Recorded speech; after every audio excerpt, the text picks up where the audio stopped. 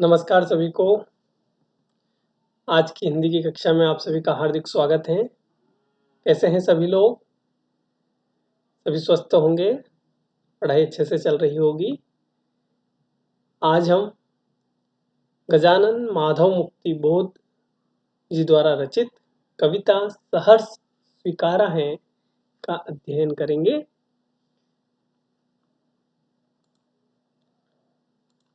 सर्वप्रथम कवि परिचय। कवि गजानन माधव मुक्ति बोध ये प्रयोगवादी काव्यधारा के प्रतिनिधि कवि माने जाते हैं। इनका जन्म मध्य प्रदेश के ग्वालियर जिले के श्योपुर नामक स्थान पर सन 1917 और दिनांक है 13 नवंबर 1917 को हुआ। इनके पिता पुलिस विभाग में थे, अतः निरंतर होने वाले स्थानांतरण के कारण इनकी पढ़ाई नियमित व व्यवस्थित रूप से नहीं हो पाई। सन 1954 ईस्वी में इन्होंने नागपुर विश्वविद्यालय से एमए हिंदी साहित्य में करने के बाद राजनांदगांव के डिग्री कॉलेज में अध्यापन कार्य आरंभ किया। इन्होंने अध्यापन, लेखन एवं पत्रकारिता सभी क्षेत्रों में अपनी योग्यता, प्रतिभा एवं कार्यक्षमता का परिचय दिया। मुक्तिबोध को जीवन पर्यंत संघर्ष करना पड़ा। इस संघर्ष के कवि माने जाते हैं। संघर्षशीलता ने इन्हें चिंतनशील एवं जीवन को नए दृष्टिकोण से देखने को प्रेरित किया। सन 1964 यानी 11 सितंबर सन 1964 नई दिल्ली में इन महान चिंतक, दार्शनिक, पत्रकार एवं सजग लेखक और कवि का निधन हो गया। इनकी मुख्य रचनाएं कविता संग्रह चांद का मुंह टेढ़ा है, भूरी भूरी खाक धूल, दो प्रसिद्ध काव्य संग्रह हैं इनके। कथा साहित्य में काट का सपना, विपात्र, सतह से उठता आदमी ये मुख्य रचनाएं। आलोचनात्मक रचनाएं भी इन्होंने लिखी। कामायनी एक पुनर्विचार, नई कविता का आत्मसंघर्ष, नए साहित्य का सौंदर्य शास्त्र, समीक्षा की समस्याएं, एक साहित्यिक की डायरी, ये इनकी आलोचनात्मक रचनाएं हैं। भारत इतिहास और संस्कृति। काव्यगत विशेषताएं देखी जाए तो मुक्तिबोध प्रयोगवादी काव्यधारा के प्रमुख सूत्रधारों में से एक थे। इनको अगुआ कवि माना जाता है। इनकी प्रतिभा का परिचय अज्ञेय द्वारा संपादित तार सप्तक से मिलता है। उनकी कविता में निहित मराठी संरचना से प्रभावित लंबे वाक्य, यहाँ पर ये थोड़ा सा देख लेना है आपको। लंबे वाक्यों वाली इन्होंने कविताएं लिखी हैं जो आम पाठक के लिए कठिन थी थोड़ी, लेकिन उनमें भावनात्मक और विचारात्मक ऊर्जा अटूट थी। जैसे कोई नैसर्गिक अंतः स्रोत, प्राकृतिक स्रोत हो जो कभी चुकता ही नहीं बल्कि लगातार अधिकाधिक वेग और तीव्रता के साथ उमड़ता चला आता है। यह ऊर्जा अनेकानेक कल्पना, चित्रों और फैंटेसियो, यहाँ पर अर्थ दिया है मैंने, फैंटेसियो, फैंटेसी और फंतासी, हिंदी में इसको फंतासी के नाम से जानते हैं और अंग्रेजी में फैंटेसी। तो फैंटेसी यानी कोरी कल्पनाओं, यानी कल्पनाओं का आकार ग्रहण कर लेती है।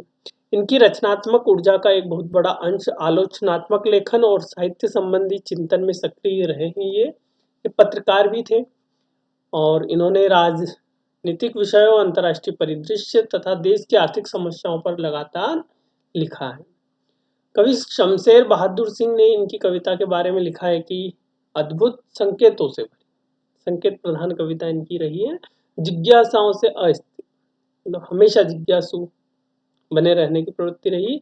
कभी दूर से शोर मचाती, कभी कानों में चुपचाप राज की बातें कहती चलती हैं। हमारी बातें हमको सुनाती हैं, हम अपने को एकदम चकित होकर देखते हैं और पहले से अधिक पहचानने लगते हैं। भाषा शैली, इनकी भाषा उत्कृष्ट है। भावों के अनुरूप शब्द गढ़ना और उसका परिष्कार करके उसे भाषा में प्रयुक्त करना भाषा सौंदर्य की अद्भुत विशेषता देखने को मिलती है इनके साहित्य में। इन्होंने तत्सम शब्दों के साथ साथ उर्दू, अरबी और फारसी के शब्दों का भी प्रयोग किया है। कविता का सारांश हम देखें तो मुक्तिबोध की कविताएं आमतौर पर लंबी होती हैं। इन्होंने जो भी छोटी कविताएं लिखी हैं उनमें एक है सहर्ष स्वीकार, जो हम अभी पढ़ेंगे। यही इनकी एक छोटी कविता मानी जाती है जो भूरी भूरी खाक धूल काव्य संग्रह से ली गई है। एक होता है स्वीकारना,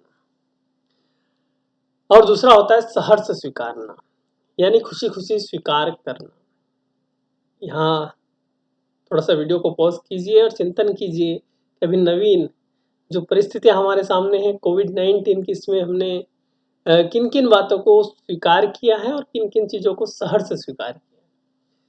कोविड-19 में ही कुछ लोगों ने प्रशासनिक दबाव के चलते मजबूरी में स्वीकार किया, कुछ लोगों ने स्वतः स्वीकार किया, और जो समझदार रहे हैं, अपने स्वास्थ्य के प्रति सजग रहे, उन लोगों ने मास्क पहनना, हाथ धोना, सामाजिक दूरी को अपनाना, इन चीज़ों को सहर्ष स्वीकार किया। तीनों परिस्थितियां सामने हैं, एक मजबूरी के कारण, एक केवल ठीक लग रहा है इसलिए स्वीकार लिया, और एक बहुत अच्छा लग रहा है इसलिए सहर्ष स्वीकार है। तो कवि ने शीर्षक दिया सहर्ष स्वीकार। कवि के जीवन में से अनेक परिस्थितियां आई है जिनको शायद कोई स्वीकार भी नहीं करता, लेकिन कवि ने उन तमाम परिस्थितियों को केवल स्वीकार ही नहीं किया बल्कि सहर्ष स्वीकार किया है। यह कविता जीवन के सब सुख दुख, संघर्ष, अवसाद, उठापटक को सम्यक भाव से, समान रूप से अंगीकार करने की प्रेरणा देती है। यही इस पाठ का सारांश है और हमारे जीवन के लिए मूलभूत सिद्धांत या कहें कि शिक्षा है। तमाम परिस्थितियों को जो हमारे अनुकूल हैं और प्रतिकूल हैं, उन्हें सहर्ष स्वीकारने की एक हमारी कला विकसित होनी चाहिए। कवि को जहां से यह प्रेरणा मिली, कविता प्रेरणा के उस उत्स तक भी हमको ले जाती, उत्स मतलब उस झरने तक, उस स्रोत तक ले जाती है। मैंने यहाँ अर्थ दे रखा है उत्स स्रोत, जल का स्रोत, झरना, लेकिन जहां से यह कविता की प्रेरणा निकली वहां तक यह हमें ले जाती है। उस विशिष्ट व्यक्ति या सत्ता के इसी सहजता के चलते उसको स्वीकार किया था, कुछ इस तरह स्वीकार किया था कि आज तक सामने नहीं भी है तो भी आसपास उसके होने का एहसास है। यहाँ कवि ने स्वयं स्वीकार किया है कि इस कविता में जो प्रेरणा स्रोत रही है वह उसकी प्रेयसी हो सकती है, प्रेमिका हो सकती है, पत्नी हो सकती है या माँ। कवि ने स्पष्ट नहीं किया यहाँ, लेकिन यह हमें मानकर चलना है कि कोई उसका अपना एक प्रिय है जिसको उसने स्वीकार किया है और वही उसके प्रेरणा का एक कारण बनी है। मुस्काता चांद जो धरती पर रात भर, मुझ पर क्यों तुम्हारा खिलता वह चेहरा है। कवि ने चंद्रमा की चमक के समान उस प्रिय के चेहरे को अपने जीवन में आत्मसात किया है और उसको महसूस किया है। कवि कहता है कि मेरे जीवन में जो कुछ भी है वह मुझे सहर्ष स्वीकार है। देखिए, हम उन बातों को तो बहुत सहर्ष स्वीकार करते हैं जो हमें पसंद है। एक उदाहरण देना चाहूंगा कि जब छोटे बच्चों को कहा जाए कि जाओ बेटा ये काम करो, तो चूंकि बड़ों ने कहा है तो स्वीकार करते हैं वो, पर उनके चेहरे पर वो खुशी, वो भाव नहीं होता। और जब उनको यह कह दिया जाता है कि जाओ बेटा खेलने चले जाओ, तो उस खेलने के भाव को बहुत ज्यादा जल्दी स्वीकार करते हैं। जी पापा, तुरंत वो प्रतिक्रिया दे देते हैं। तो सहर्ष स्वीकार है। तो इन्हीं दो बातों को का अंतर यहाँ पर बताने की कोशिश की गई है। लेकिन जो हमें सहर्ष स्वीकार है या जिसमें हमें अच्छा आनंद मिलता है वो तो हम करते ही हैं स्वीकार। कवि वहां ले जाना चाहता है कि जिन परिस्थितियों में भी हमें जिन परिस्थितियों को हम स्वीकार करना नहीं चाहते हैं, वैसी परिस्थितियों को भी सहर्ष स्वीकार करने की मानवीय क्षमता विकसित होनी चाहिए। वह तुम्हारा दिया हुआ है, सहर्ष स्वीकार है, मुझे जो कुछ भी मिला है वह तुम्हारा दिया हुआ है। कवि देखिए प्रिय का दिया हुआ, प्रिय की प्रेरणा को अपने जीवन में मानता है तथा तुम्हें प्यारा है। मेरी गर्बीली गरीबी, विचार वैभव, गंभीर अनुभव, दृढ़ता, भावनाएं आदि सब पर तुम्हारा प्रभाव है। तुम्हारे साथ मेरा न जाने कैसा, न जाने कौन सा नाता है। इसकी व्याख्या मैं आपको कविता के साथ करूंगा कि मैं जितनी भी भावनाएं बाहर निकालने का प्रयास करता हूँ वे भावनाएं उतनी ही अधिक उमड़ती रहती हैं। तुम्हारा चेहरा मेरे ऊपरी धरती पर चांद के समान अपनी कांति बिखेरता रहता है। कवि कहता है कि मैं तुम्हारे प्रभाव से दूर जाना चाहता हूँ, क्योंकि अभी तक देखिए कवि ने प्रिय की सारी बातों को स्वीकार किया है, उसके अस्तित्व को स्वीकार करता है, लेकिन अब कवि थोड़ा सा बदलाव यहाँ चाहता है और वो कह रहा है कि तुम्हारे प्रभाव से अब मैं दूर जाना चाहता हूँ, क्योंकि मैं भीतर से दुर्बल पड़ने लगा हूँ। तुम्ही मुझे दंड दो ताकि मैं दक्षिण ध्रुव के अंधकारमयी अमावस्या की रात्रि के अंधेरों में लुप्त हो जाऊं। मैं तुम्हारे उजालेपन को अधिक सहन नहीं कर पा रहा हूँ। तुम्हारी ममता की कोमलता भीतर से चुभने से लगी है। मेरी आत्मा कमजोर पड़ने लगी है। वह स्वयं को पाताली अंधेरों की गुफाओं में लापता होने की बात कहता है, किंतु वहां भी उसे प्रियतम का सहारा है। यहाँ क्योंकि इसको एक बार और समझाने की आवश्यकता है, तो मैं कविता के साथ ये तमाम बातें आपको समझाऊंगा। ये सारांश था। दक्षिण ध्रुव की यहाँ चर्चा की गई है। दक्षिण ध्रुव की अंधकारमयी अमावस्या, यहाँ पर अर्थ देखिए, दक्षिण ध्रुव पर पड़ने वाला महाद्वीप है अंटार्कटिका। यह बहुत ही एक ठंडा स्थान है। सर्दियों के दौरान कई सप्ताहों तक यहाँ सूर्योदय नहीं होता। ये बात अंडरलाइन करने वाली है। जब सूर्योदय नहीं होगा तो अंधकार कितना होगा, इसकी यहाँ चर्चा की गई है आगे कविता में। और गर्मियों के दौरान दिसंबर के अंत से मार्च के अंत तक सूर्यास्त नहीं होता। तो ये दोनों स्थितियां ध्रुव पर बनती है।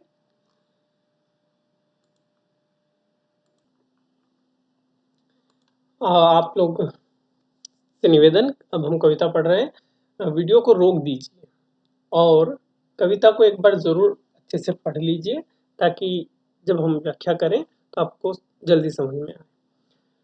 सहर्ष स्वीकारा है। उम्मीद है कि शीर्षक आपको समझ में आया है। कवि ने तमाम परिस्थितियों को सहर्ष रूप से स्वीकार किया है। केवल स्वीकार ही नहीं, सहर्ष खुशी खुशी स्वीकार किया। यहाँ कवि अपने प्रिय को संबोधित कर रहा है। इस बात का ध्यान जरूर रखें आप लोग समझते समय। जिंदगी में जो कुछ है, जो भी है, सहर्ष स्वीकार है। कवि की जिंदगी में जो भी है अभी तक, कवि ने सहर्ष स्वीकार किया है। यहाँ स्पष्ट है कि कवि के जीवन में बहुत सा संघर्षमय जीवन उन्होंने जिया है और संघर्षों से भरी जिंदगी होने के कारण उनके कविताओं में वो भाव हमें परिलक्षित होते हैं। तो जो भी है कवि की जिंदगी में जिस प्रकार के संघर्ष रहे हैं, उनको उन्होंने सहर्ष स्वीकारा है। इसलिए जो कुछ भी मेरा है वह तुम्हें प्यारा है। यहाँ पर थोड़ा सा मैं समय लूंगा आपका इस कविता में विस्तार से समझाने के लिए, तो वीडियो थोड़ा लंबा हो सकता है। इसलिए कि जो कुछ भी मेरा है, देखिए मैंने पहले ही कहा आपको कि प्रिय को संबोधित कर रहा है, तो प्रिय से कह रहा है कि जो मेरा है वह तुम्हें प्यारा है। कवि के पास जो भी है, अब उदाहरण के तौर पे समझ लीजिए कि छोटा घर हो, कुछ न हो, थोड़े से सामान हो, जैसा भी हो, लेकिन उसकी प्रिय को सब कुछ क्या है, स्वीकार है। और जब प्रिय को स्वीकार है तो कवि ने भी क्या कर लिया है, अपनी प्रिय यानी अपने सामान के साथ अपनी प्रियतमा को भी सहर्ष स्वीकारा है। गर्बीली गरीबी, कवि के पास क्या है, गरीबी है। और वो कैसी है, गर्बी। देखिए यहाँ कवि का चिंतन कितना प्रभावशाली। गर्बीली गरीबी यह, ये गंभीर अनुभव सब, यह विचार वैभव सब, दृढ़ता यह, भीतर की सरिता, यह अभिनव सब मौलिक हैं, इसलिए कि पल पल में जो कुछ भी जागृत है अपलक है, जो कुछ भी जागृत है अपलक है, संवेदन तुम्हारा है। कवि ने क्या कहा कि मेरा जो है वो तुम्हें प्यारा है। इसलिए अब एक चिंतन यहाँ कर सकते हैं कि घर के सदस्य यदि हमें जिसको कहें कि सपोर्ट ना करें ना, मदद ना करें, जो घर में थोड़ा बहुत है, जिसको कहें कि कमी है घर की, उन कमियों में यदि घर के सदस्य नाराज होने लगे तो मुखिया कुछ नहीं कर पाएगा। और घर के लोग ये कहते हैं कि कोई बात नहीं, आप चिंता मत करो, हम भी आपके साथ हैं, सबको एक टाइम भोजन मिलेगा तो हम सब लोग तैयार हैं, तो मुखिया के अंदर क्या हो जाता है, आत्मविश्वास आ जाता है कि चलिए मेरे विपत्ति के समय में मेरे साथ सभी लोग साथ दे रहे हैं।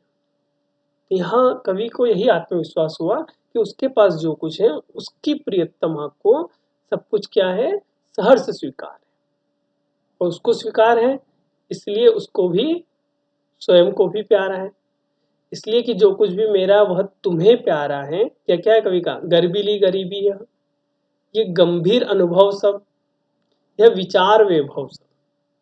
गरीबी कैसी है, गर्विली है, गर्व। लोग, धनी लोग धन पर गर्व करते हैं, कवि को गरीबी में भी गर्व है। ये गंभीर अनुभव सब, ये जो जीवन के अनुभव है यह भी क्या है, सहर्ष स्वीकार। यहाँ देखिए अर्थ दे रखा है, गर्विली गंभीर आदि विशेषणों का सुंदर प्रयोग किया गया है। अनुभव कैसे हैं, गंभीर है, और गरीबी कैसी है, गर्विली है। यह विचार वैभव, समृद्धि, विचार सब। अब क्रम से गिनते जाइएगा, क्या क्या स्वीकार, गर्विली गरीबी, अनुभव कैसे हैं, गंभीर अनुभव, और वैभव जो समृद्धि प्राप्त है वो कैसी है, विचार की समृद्धि, सब, दृढ़ता, आत्मविश्वास, भीतर की सरिता, सूची बनाते जाइए। भीतर की सरिता मतलब, सरिता का अर्थ होता है नदी, तो हृदय के अंदर भाव रूपी जो नदी बह रही है उनकी यहाँ चर्चा की गई है। विचार वैभव और भीतर की सरिता में रूपक अलंकार है तथा पल पल में पुनरुक्ति प्रकाश अलंकार है। गर्बिली, गरीबी, विचार वैभव और भीतर की सरिता, इन शब्दों को आप मुख्य रूप से जरूर समझे। तो भीतर की सरिता यह अभिनव सब मौलिक है, मौलिक है। यानी कहने का अभिप्राय क्या है कि जो जीवन उसका है, गर्बिली गरीबी से युक्त जो जीवन में अनुभव है, जो विचार वैभव है, और उसके अंदर जो भावों की सरिता नदी बह रही है, ये तमाम चीजें कोई दिखावा नहीं है। कवि यहाँ चांद तारे तोड़ने की बातें नहीं कर रहा है, क्योंकि कवि यथार्थ जीवन की चर्चा यहाँ पर कर रहा है कि जो मेरा है वो तुम्हें प्यारा है, और उसी के कारण कवि को भी क्या है, तमाम परिस्थितियां सहर्ष स्वीकार है, मौलिक है, वास्तविक है, इसमें कोई दिखावटीपन नहीं है। इसलिए कि पल पल में,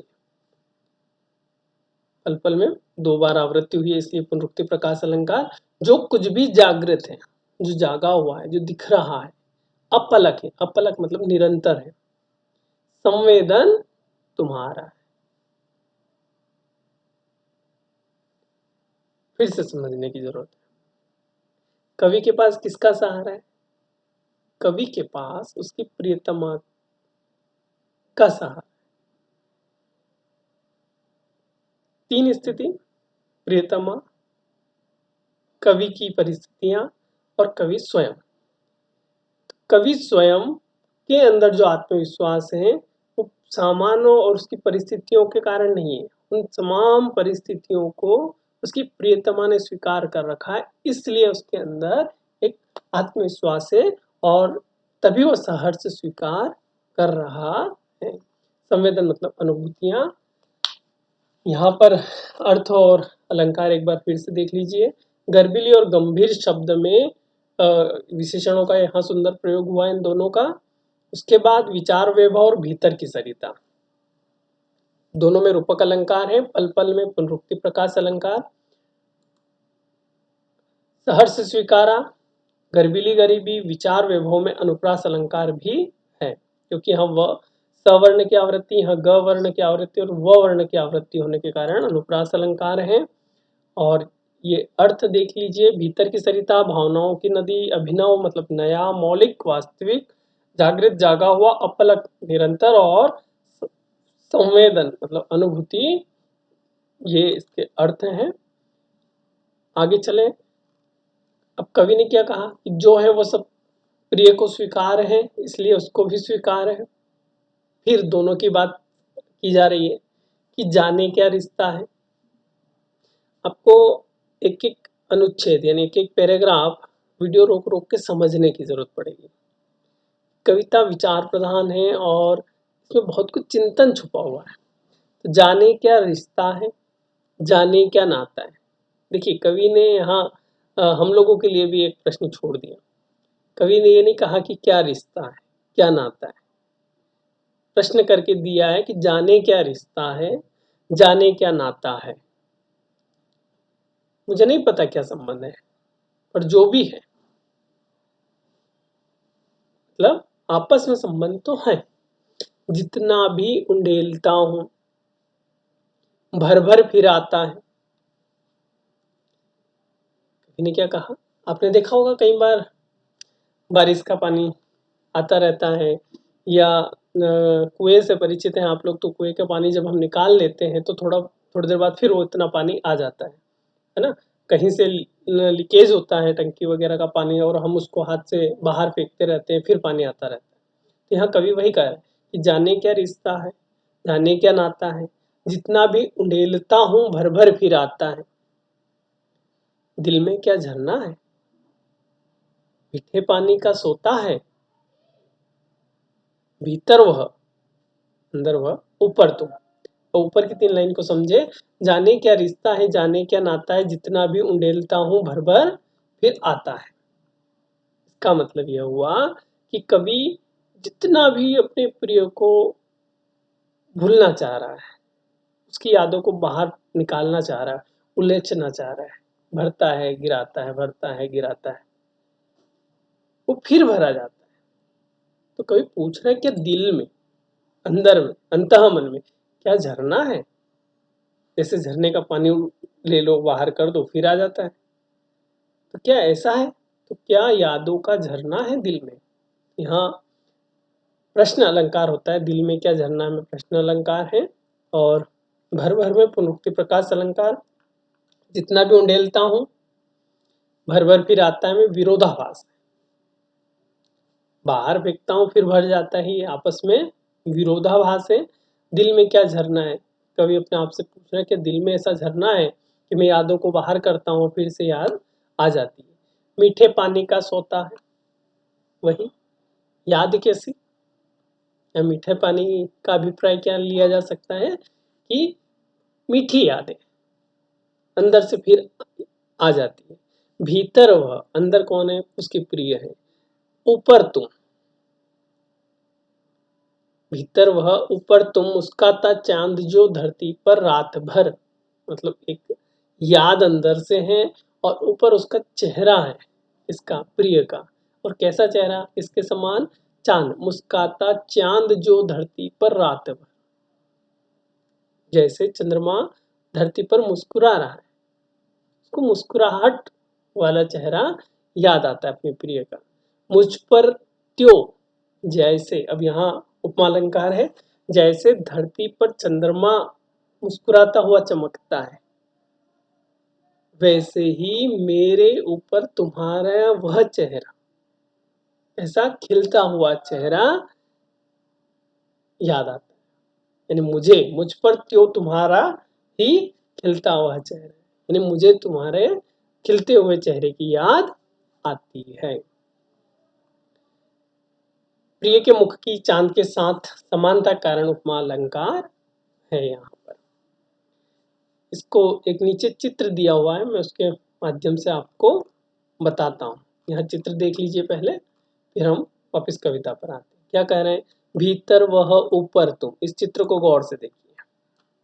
चंद्रमा के साथ ही एक छवि दिखाई दे रही है महिला की। भीतर वह ऊपर तुम, कैसे, चंद्रमा की तरह। और जैसे चंद्रमा धरती पर चमकता है, वैसे तुम्हारा चेहरा मेरे अंतर मन में चमक रहा है। उसकी याद, खिलखिलाता हुआ चेहरा मेरे अंतर मन में दिखाई दे रहा है। बीच बीच में वीडियो को रोकते जाइए और थोड़ा सा चिंतन करने की कोशिश कीजिए। अब यहाँ पर कवि के अंदर यादें समाई हुई हैं। अब कवि क्या चाहता है, कवि ने कहा, सचमुच मुझे दंड दो कि भूलूं मैं तुम्हें भूल जाने की दक्षिण ध्रुवी अंधकार अमावस्या। शरीर पर, चेहरे पर, अंतर में पालूं मैं, झेलूं मैं, उसी में नहालूं मैं। अब देखो, कवि ने अभी तक क्या किया कि जो कुछ मेरा है वो तुम्हें प्यारा है, जो तुम्हें प्यारा है वो मैंने भी सहर्ष स्वीकारा है। फिर क्या कहा कवि ने आगे कि मेरे दिल से भूलने की कोशिश करता हूँ, लेकिन तुम्हारी याद और दुगनी दुगनी आती है, बार बार आने लगती है। तो क्या अंदर नदी की तरह सोता है, झरना है ना। और जिस तरह से चंद्रमा धरती पर चमकता है, वैसे ही मेरे अंतर्मन में तुम्हारा खिलता हुआ चेहरा दिखाई देता है।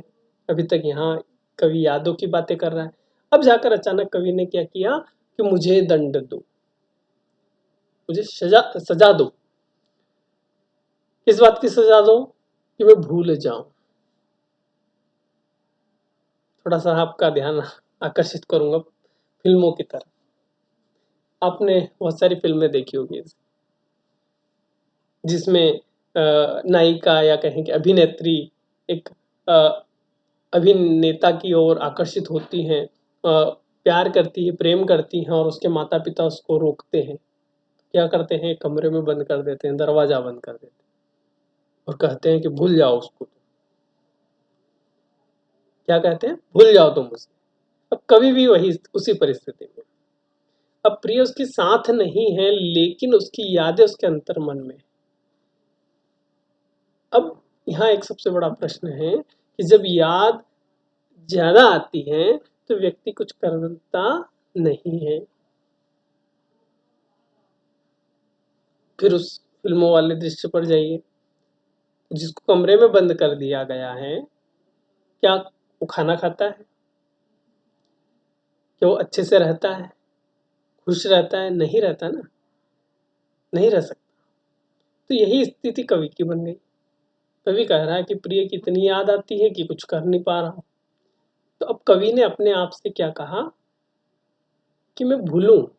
और भूलने के लिए वो किसी और से निवेदन नहीं कर रहा, वो अपने प्रिय से निवेदन कर रहा है कि तुम मुझे ऐसा दंड दो जिस दंड के कारण मैं तुम्हें भूल जाऊं। तो सचमुच मुझे दंड दो कि मैं तुम्हें भूल जाऊं, तुम्हें भूल जाने की। और क्या चाहता है कवि? दूर चला जाना, यादों के उस उजाले से घने अंधकार में जाना चाहता है। दक्षिण ध्रुवी अंधकार अमावस्या, यह रूपक अलंकार है और इस पंक्ति को ध्यान से समझने की आवश्यकता है। क्या कहा? दक्षिण ध्रुवी अंधकार अमावस्या, चार है ना शब्द यहाँ पर। अभी आपको बताया था कि दक्षिण ध्रुव में 6 महीने का जो सूर्योदय और सूर्यास्त जैसे रहता है कि वहाँ 6 महीने सूर्य चमकता है, 6 महीने सूर्य नहीं चमकता है। तो सूर्य का जब प्रकाश नहीं होता तो जो अंधेरा होता है, वैसा अंधेरा। और वो अंधेरा कब का? अमावस्या। तो अमावस्या और पूर्णिमा दो तिथियां हमारे इसमें पड़ती है 15-15 दिनों में। तो आपने देखा ही होगा कि अमावस्या के दिन जो रात का समय होता है, अमावस्या तिथि के दिन रात्रि में घना अंधकार रहता है। तो अमावस्या की रात वाला अंधेरा तो रहे, लेकिन वो अंधेरा कैसा हो?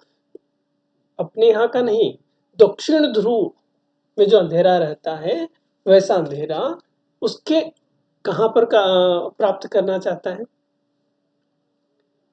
वीडियो को रोकें, समझने की पूरी कोशिश करें। अंधेरा कैसा?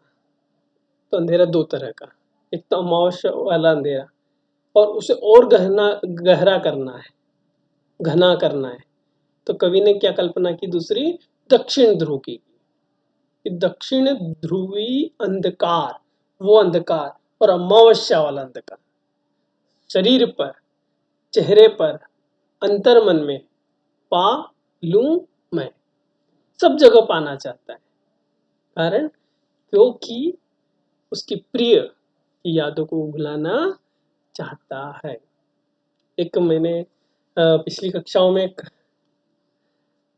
क्रिया करवाई थी, अभ्यास करवाया था कि जैसे हम आंख बंद करते हैं, आप चाहो तो कर सकते हो वीडियो को रोककर, कि आंख बंद करके देखिए।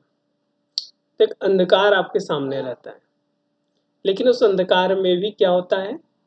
हल्का हल्का प्रकाश दिखता है। और उसे और गहरा अंधकार करना है तो अब आप अपनी दोनों उंगलियां रख के देख लीजिए।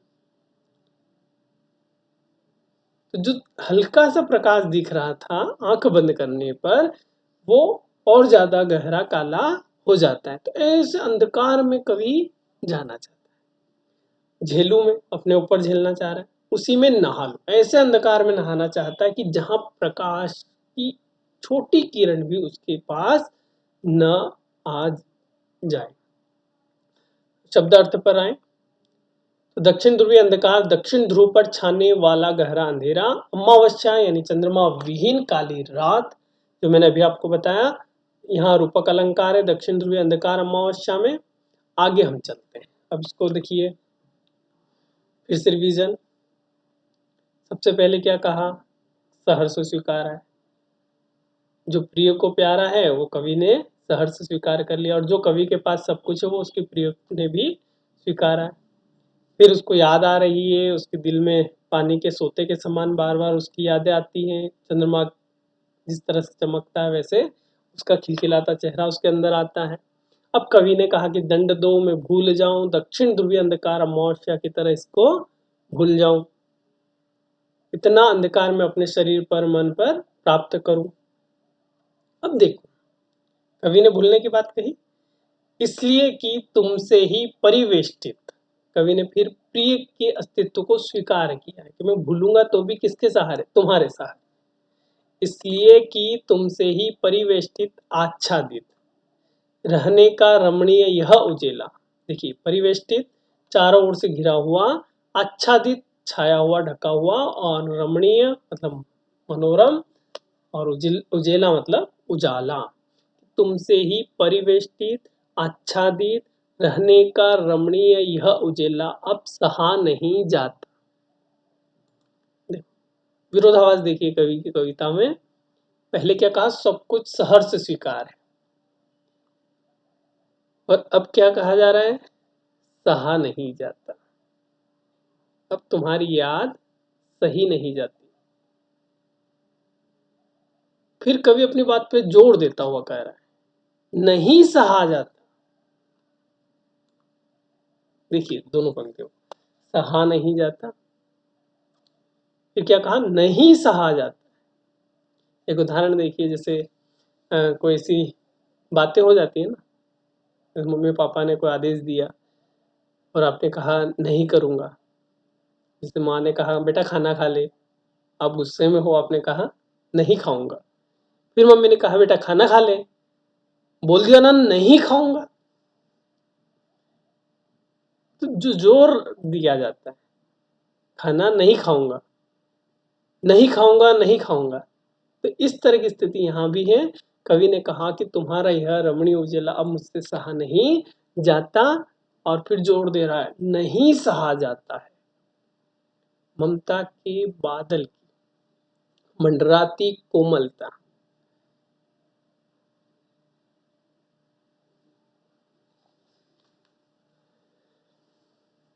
ममता के बादल की मंडराती कोमलता भीतर पिराती है। कवि ने क्या कहा कि जो तुम्हारे ममता का बादल है, प्रेम का जो बादल है, वो जो मंडराता है, जैसे बादल ऊपर मंडराते हैं ना वैसे मंडराते हैं, और वो कोमलता जो है उसकी, वो भीतर क्या करती है, पिराती, कष्ट देती, तड़पा देती है वो यादें, और क्या कर देती है, जब याद आती है तो, आपने देखा ना फिल्मों में कई बार याद आती है तो व्यक्ति खो जाता है, उसके सामने से हाथ करके दिखाया जाता है, तो वह देखता तो सामने है पर खोया रहता है। तो कवि क्या कह रहा है कि जब तुम्हारी जो याद आती है ना वो भीतर तक कष्ट दे जाती है, और क्या कर देती है, कमजोर और अक्षम अब हो गई है आत्मा, यह कष्ट देती है, और यादों के कारण ही कवि की आत्मा कैसी हो गई, कमजोर हो गई है, क्षमता रहित हो गई है। छटपटाती छाती को भवितव्यता डराती, कवि को डर लगने लगा इस बात का, उसकी आत्मा एक तो कमजोर हो गई यादों के कारण, क्षमता कम हो गई, छटपटाती छाती को, उसके अंतरात्मा को भवितव्यता भवितव्यता मतलब भविष्य की आशंका, डराती है। बहलाती, सहलाती, आत्मीयता बर्दाश्त नहीं होती।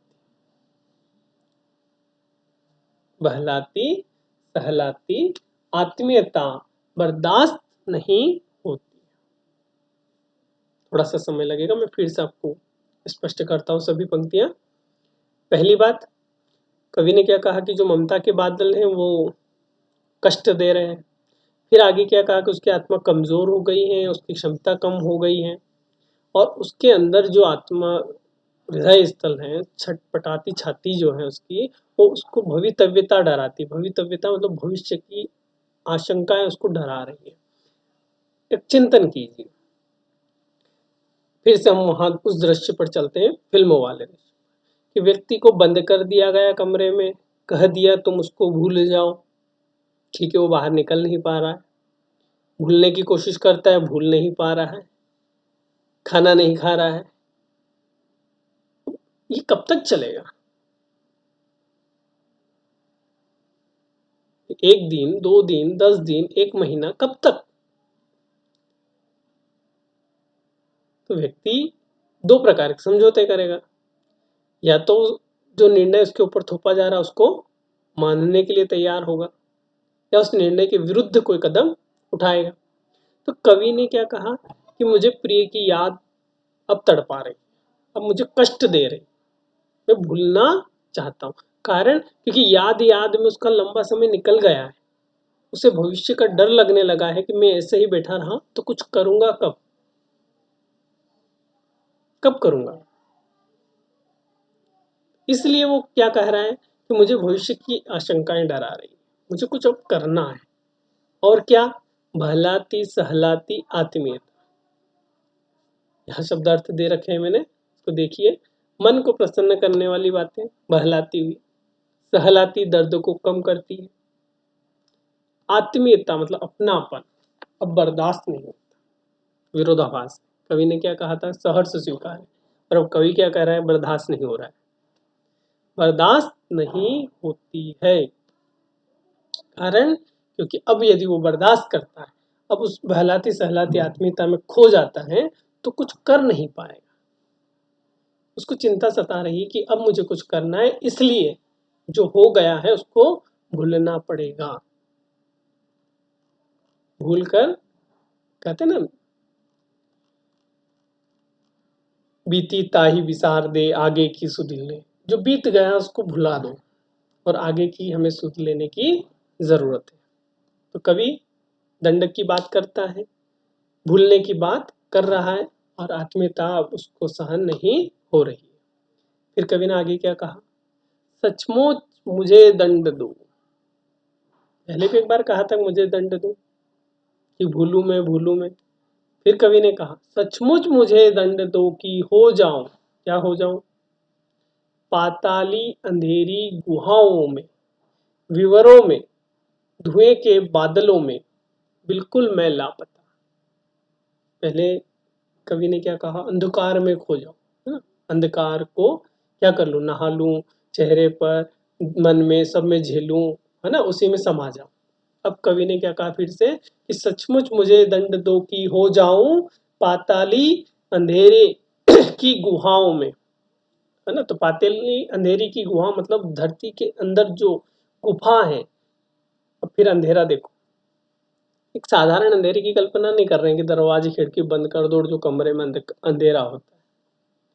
एक दिन का जो समय होता है उसमें कम अंधेरा, रात्रि में वही अंधेरा थोड़ा ज्यादा अंधेरा हो जाता है, और जब गुफाओं में घुस जाओ तो उस अंधेरे में और ज्यादा घनापन आ जाता है। तो कभी वो गुफा वाला अंधेरा चाह रहा है। विवरों में, विवर मतलब बिल, है ना? जो बिल होते हैं चूहे के, वो बिल। धुएं के बादलों में, बिल्कुल मैं लापता, कभी लापता होना चाहता है। लापता की, वहां भी तो तुम्हारा ही सहारा है। फिर कवि ने देखिए प्रिय की अस्तित्व को, उसके प्रभाव को स्वीकार किया कि मैं लापता होना चाहता हूँ, है ना? गुफाओं के अंधेरे में, बिलों में, धुएं के बादलों में। लेकिन क्या है कि वहां जब लापता होऊंगा तो लापता होने की क्षमता किससे मिलेगी? लापता होने की क्षमता, तो लापता की वहां भी तो तुम्हारा ही सहारा है। कवि फिर वहां अपने प्रिय का सहारा ही मान रहा है। देखिए, प्रिय को ही भूलने की बात कह रहा है और उसी के सहारे से उसी को भूलने की और आगे बढ़ रहा है कि मैं जब अंधेरे में जाऊंगा ना तो भी तुम्हारा ही मुझे सहारा मिलेगा, इसलिए कि जो कुछ भी मेरा है, इसलिए कि जो कुछ भी मेरा है या मेरा जो होता सा लगता है, होता सा संभव है, सभी वह तुम्हारे ही कारण के कार्यों का घेरा है, कार्यों का वैभव है। अब कवि, यहाँ वीडियो थोड़ा सा लंबा बन रहा है लेकिन कविता को समझना बहुत आवश्यक है, इसलिए इसको जरूर ध्यान से सुनते रहें। देखिए, कवि के सामने परिस्थितियां अलग है। तो प्रिय अब उसके साथ नहीं है, प्रिय की यादों को भूलकर ही वो कुछ नया कर सकता है। और नया क्यों करेगा, क्यों करना चाह रहा है नया? क्योंकि उसकी प्रिय चाहती थी कुछ करते रहें। तो कवि फिर उसकी बात को स्वीकार कर रहा है कि जैसे तुम्हारी इच्छा है कि मैं कुछ करूं, इसलिए मैं तुम्हें भूलना चाह रहा हूं।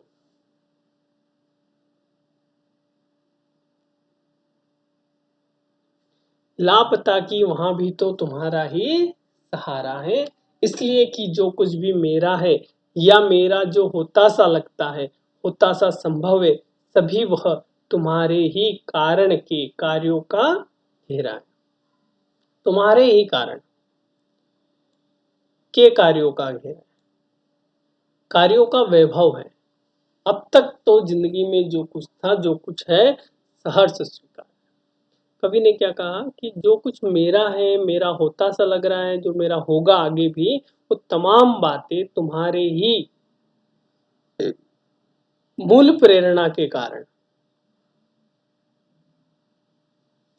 हो रही है।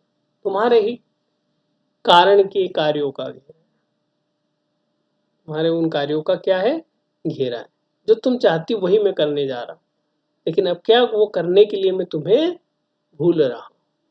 कार्यों का वैभव है। एक उदाहरण देता हूँ। जब हम एक विद्यार्थी को हॉस्टल में छोड़ देते हैं, माता पिता छोड़ते हैं, तो बताइए क्या एक विद्यार्थी को अच्छा लगता है? नहीं लगता। मम्मी पापा क्या संदेश देते हैं उसको? बेटा, तुम्हारा भविष्य और तुम्हारे भविष्य के लिए ही हम तुमसे दूर हैं या हम तुम्हें दूर छोड़ रहे हैं। तो कभी भी यही कह रहा है कि मैं तुमसे दूर क्यों जा रहा हूं, क्योंकि तुम्हारे लिए जा रहा हूं, क्योंकि तुम चाहती हो कि मैं कुछ करूं। तो कार्यों का घेरा है, तुम्हारे ही, तुम्हारी प्रेरणा का ही वो प्रभाव है कि मैं कुछ कर रहा हूं। कार्यों का वैभव, तुम्हारे अच्छे कार्यों का वो प्रभाव, वो वैभव है। अब तक तो जिंदगी में जो कुछ था, जो भी था, कम था, ज्यादा था, अच्छा था, बुरा था, जो कुछ भी था, जो कुछ है अभी वर्तमान में भी है, सहर्ष स्वीकारा है। इसलिए कि कभी सहर्ष के क्यों स्वीकार पाया? क्योंकि जो कुछ भी मेरा है वह तुम्हें प्यारा है। यदि प्रिय को प्यारा नहीं होता, प्रिय मना कर देती कि नहीं मुझे ये ऐसा नहीं चाहिए, तो फिर कवि स्वीकार नहीं कर पाता। क्योंकि कवि के लिए एक चिंता का विषय हो जाता, भैया इसको जो चाहिए वो मुझे करना है। और प्रिय ने कह दिया कोई बात नहीं, चिंता मत कीजिए, जो आपके साथ है, जो आपके पास है, उसी में मैं खुश हूँ। कवि को भी एक आत्मविश्वास, कवि का आत्मविश्वास जागृत हो जाता है कि चलिए वह तुम्हें प्यार है, जो तुम्हें प्यारा है वो मेरे को सहर्ष स्वीकार है। तो कविता में जीवन के उन तमाम परिस्थितियों को स्वीकार करने का संदेश दिया गया है। और यहाँ कई जगह पर विरोधाभास है ना? याद करने की बात कही, फिर भूलने की बात की जा रही है, तो दो दो चीजें एक साथ नहीं संभव होती है। लेकिन यहाँ कविता कहीं ना कहीं हमें एक प्रगति की ओर आगे बढ़ाती है। और यह भी कहा जाता है कि बहुत किसी की याद के कारण यदि हम निराश, उदास और स्थिर हो जाएंगे तो कार्य नहीं चलेगा। उसकी यादों को भुलाकर और उसके लिए ही समर्पित होकर कुछ नया करने के लिए क्या करना पड़ेगा? तुम्हें भूलना पड़ेगा। कविता यहीं समाप्त करता हूँ। वीडियो यूट्यूब पर जब अपलोड किया जाएगा आप वहाँ से देखिए। चैनल को सब्सक्राइब कर लीजिए ताकि जितने भी वीडियो वहाँ अपलोड हो आपको पता चलता रहे। साथ में कमेंट में ज़रूर लिखिए कि कैसा लगा। जहाँ भी आपको डाउट है, शंकाएं हैं, उसके बारे में भी अवश्य लिखिएगा। धन्यवाद। आपका दिन शुभ हो। प्रश्न अभ्यास के लिए मैं आपको एक लिंक अलग से दूंगा। मेरा ब्लॉग ज़रूर विजिट कीजिएगा www.patidar.suresh.blogspot.in। वहाँ पर सभी सामग्री आपको लिखित रूप में मिल जाएगी। धन्यवाद। आपका दिन